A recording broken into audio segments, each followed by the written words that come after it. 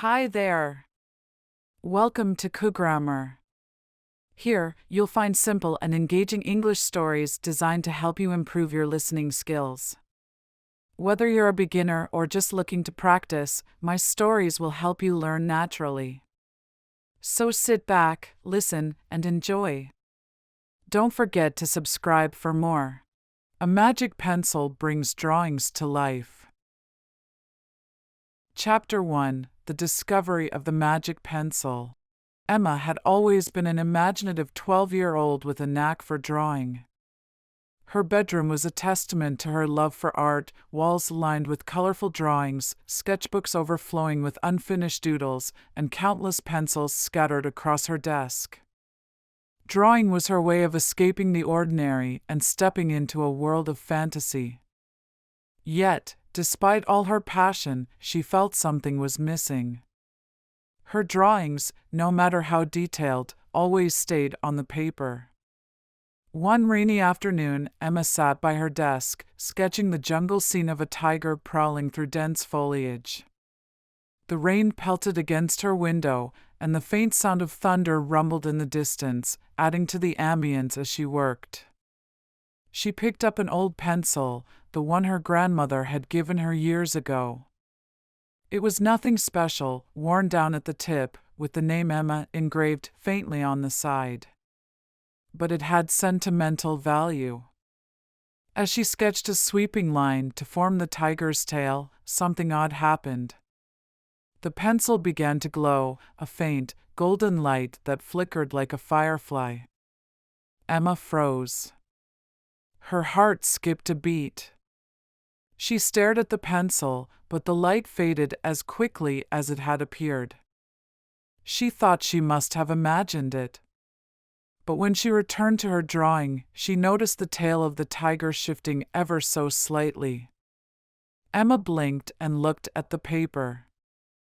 The tail was moving. It wasn't just a blur from her eyes, it was actually moving, twitching like a real tiger's tail. Emma's breath caught in her throat. "No way," she whispered to herself, slowly leaning forward. She touched the pencil again, her fingers trembling.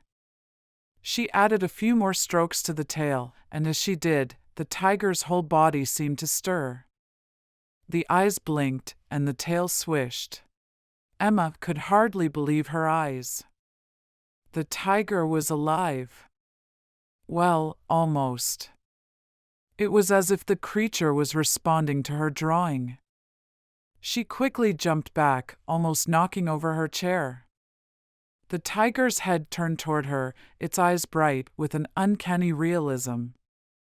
She reached for the pencil and began erasing parts of the tiger's form, and, as if obeying her, the tiger shrank back into the paper. The movement stopped, and everything became still again. What just happened? Emma muttered, her mind racing. Was it magic? She picked up the pencil again and held it close. Could this be real? Was it possible that a pencil could do this? It was clear to Emma that something extraordinary had just occurred. She now had in her hands a magic pencil, a tool that could bring her drawings to life. But what should she do with it? She wasn't sure, but she knew one thing for sure: this discovery could change her life forever. Chapter 2: The Power Unleashed. The next morning, Emma woke up with the magic pencil resting on her desk. The glow had faded, but she was still brimming with excitement. What would happen if she used the pencil again? What else could she bring to life? She spent the entire morning in her room, experimenting. She drew a small bird, a simple, colorful sparrow with bright feathers. As soon as she finished the drawing, the bird leapt off the paper, flapping its tiny wings and flying around her room. Emma's heart raced with excitement as the bird darted around her, chirping happily. She laughed, watching the bird dive and swoop through the air. It was like a dream, and she couldn't help but feel a sense of awe at the power she now held. But she couldn't stop there. She had to try something bigger. Emma picked up her sketchbook and began drawing a small dog, nothing too big, just a cute puppy with floppy ears. As she drew, the puppy appeared, bounding off the paper, wagging its tail and barking joyfully. Emma crouched down to pet it, marveling at how real it felt. But as the hours passed, she became bolder. She started drawing larger and more complex things. She sketched a small tree with vibrant green leaves. The moment the last line was drawn, the tree's trunk appeared on the paper and branches stretched out, growing taller and taller. Emma's eyes widened in disbelief as the tree seemed to materialize before her. It wasn't just a tree, it was an actual tree standing in the middle of her bedroom. "This is amazing!" Emma shouted, grinning from ear to ear. She was on a roll, drawing everything from animals to objects to landscapes, all of which would leap off the page and come to life. But as the evening approached, Emma started to notice something strange. The tree, which had once been a simple sketch, was growing uncontrollably. The branches reached toward the ceiling, and the roots spread across the floor, forcing Emma to step back in surprise. The puppy barked wildly, chasing after the tree's leaves as they drifted through the air. Emma quickly grabbed her pencil again, erasing part of the tree to stop it from growing. The tree's branches began to shrink back into the paper, but it took longer than expected. The puppy sat at her feet, barking, seemingly unaware of the chaos it had caused. Emma realized she had been too careless. While the magic pencil allowed her to create anything she imagined, it also meant that her creations could get out of control. She had to be more careful with what she drew next. Chapter 3: The Mischief Begins. Emma's excitement about the magic pencil didn't diminish, but now she approached it with caution. She wanted to test its limits. How far could she push it? She decided to draw something more outlandish, something she'd never imagined before. With a mischievous smile, Emma sketched a dragon, a majestic, fire-breathing beast with shimmering scales and massive wings. As soon as she finished, the dragon's form leapt off the page. Its wings spread out, and it let out a deafening roar that rattled her walls. Emma stumbled backward, her eyes wide with shock. The dragon was towering over her, filling the entire room with its fiery presence. Its scales glimmered like precious jewels, and its eyes glowed with an almost magical light. "Okay, this is too much," Emma muttered, her voice trembling. She grabbed her pencil and tried to erase the dragon, but it was too late. The dragon was alive, and it had its own mind. It roared again, causing the floor beneath Emma to shake. The walls of her room started to crack, and Emma could hear furniture being knocked over.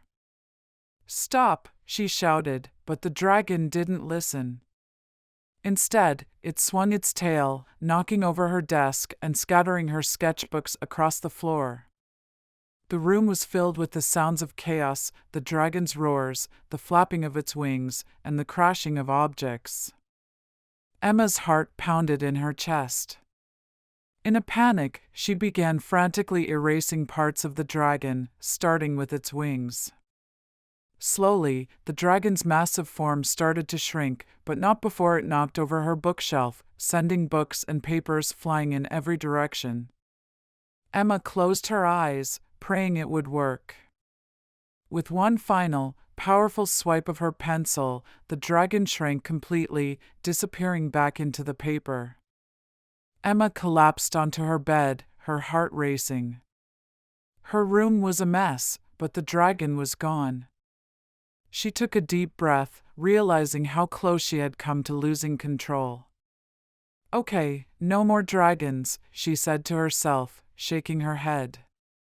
"I need to be careful." Chapter 4: The Consequences. Emma couldn't stop herself from using the pencil again, but this time, she promised herself she would be more responsible. She decided to create something small and harmless, a cute little cat. She drew a fluffy kitten with soft, gray fur and wide, curious eyes. When the kitten popped off the page, Emma smiled. It was small and playful, chasing after a ball of yarn she had drawn nearby. It was exactly what she had wanted, a harmless, adorable companion. But as the days passed, Emma began to realize that she couldn't fully predict what her drawings would do once they came to life. One evening, she drew a simple flower, a daisy with white petals and a yellow center. The moment the flower emerged from the paper, Emma was surprised to see it grow rapidly, its petals expanding and twisting around the room. The flower grew taller and taller, and before she knew it, Emma was surrounded by an entire garden of flowers, their colors changing, their stems reaching across the room. "No, no, no," she shouted, frantically erasing the flowers. But the flowers had a life of their own now, shifting and twisting like living creatures. The petals fluttered like wings, and the stems danced and swayed, almost as if they were playing. Emma quickly drew another picture, a small bush, hoping to regain control. But the bush grew even faster than the flowers. It began to spread, filling every corner of her room. As the room began to look more like a jungle than a bedroom, Emma realized she had created chaos again. It wasn't just about what she drew, it was about the way the pencil seemed to bring her creations to life in ways she didn't expect. The pencil had its own rules that she didn't fully understand. With one last effort, Emma grabbed the pencil and started erasing everything, one flower at a time. Slowly but surely, her room began to return to normal. The flowers and bushes shrank back into the pages of her sketchbook. Panting from the effort, Emma sat back in her chair, realizing how important it was to think before she drew. The magic pencil wasn't just about creating, it was about managing the consequences of those creations. Chapter 5: A New Understanding. The events of the past few days had taught Emma a valuable lesson. She couldn't just draw whatever came to mind without thinking through the consequences. The pencil had power, but with that power came responsibility. Emma spent the next week drawing small, harmless things, birds, flowers, and playful animals. She learned how to control her creations, keeping them in check so they didn't overwhelm her. She began to appreciate the joy that simple things could bring. Instead of drawing big, dramatic creatures, she focused on creating peaceful, beautiful things. One afternoon, she drew a small garden of flowers, but this time, she was careful. She drew only a few blooms, making sure they stayed small and manageable. When the flowers popped out of the page, they were exactly what she had hoped for, gentle and calming. Emma smiled as the flowers swayed, their colors blending perfectly with the sunlight streaming through her window. It was then that Emma realized something important. Want to listen more? Please subscribe.